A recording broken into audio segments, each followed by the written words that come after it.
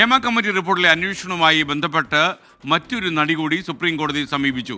ഹേമ കമ്മിറ്റിക്ക് നൽകിയ മൊഴിയിൽ കൃത്രിമത്വം നടന്നതായി സംശയിക്കുന്നുവെന്നാണ് നടിയുടെ പരാതി.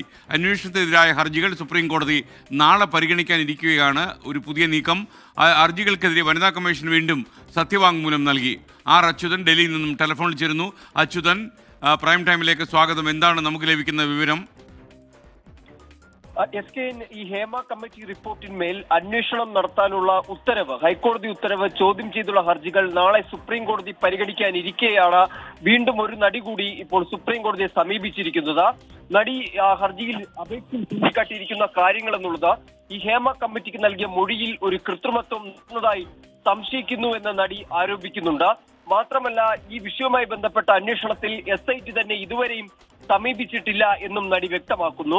മറ്റൊരു കാര്യം എന്നുള്ളത്, താൻ ഹേമ കമ്മിറ്റിക്ക് മൊഴി നൽകിയത് സ്വകാര്യത മാനിക്കപ്പെടും എന്ന അടിസ്ഥാനത്തിലാണ്.